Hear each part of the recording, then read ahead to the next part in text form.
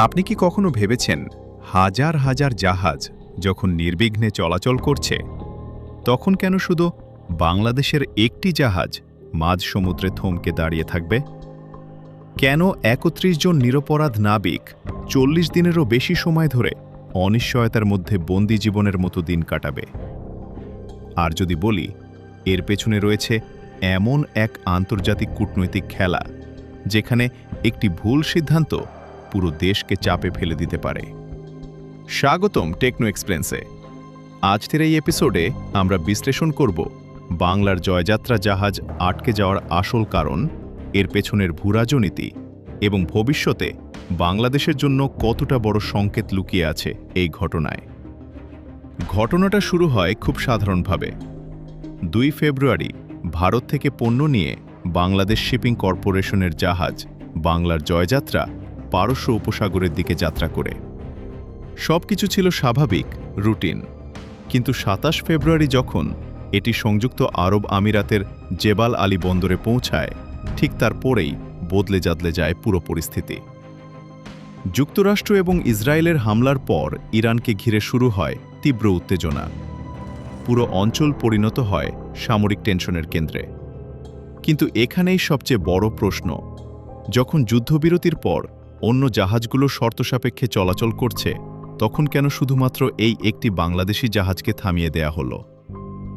আপনি যদি এখানে পর্যন্ত ভিডিওটি দেখে থাকেন তাহলে কমেন্টে লিখে জানান আপনার মতে এটা কি শুধুই কাকতালীয় নাকি পরিকল্পিত সিদ্ধান্ত। আর ভিডিওটি লাইক করতে ভুলবেন না। এখন আসি সবচেয়ে গুরুত্বপূর্ণ অংশে।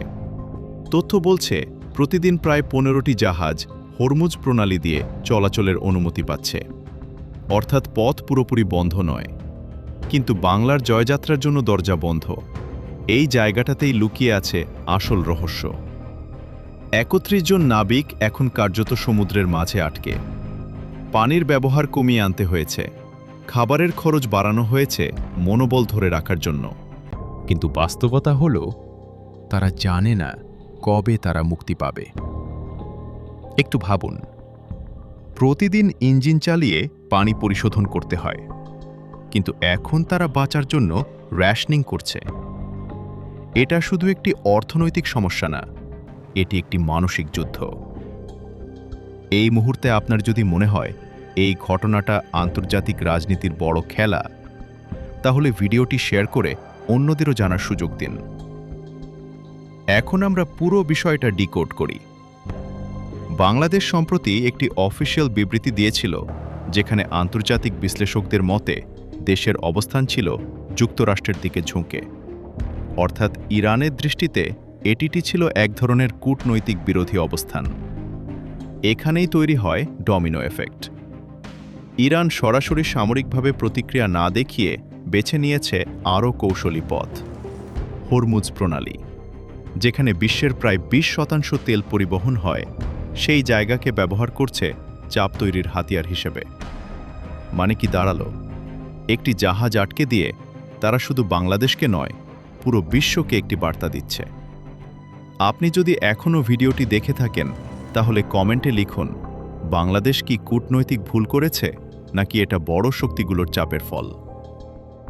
এখন আসল প্রশ্ন, ইরান কি শুধু প্রতিশোধ নিচ্ছে নাকি এর পেছনে আরও বড় পরিকল্পনা আছে? বিশ্লেষকরা বলছেন এটি একটি পলিটিক্যাল সিগন্যাল।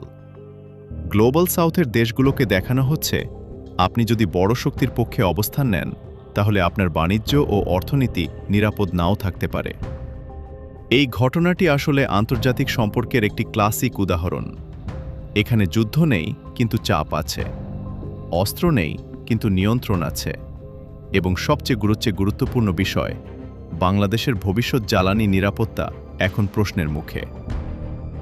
আপনি যদি এই ধরনের বিশ্লেষণ পছন্দ করেন তাহলে এখনই চ্যানেলটি সাবস্ক্রাইব করে রাখুন, কারণ আমরা এমন বিষয়গুলো সহজভাবে তুলে ধরি।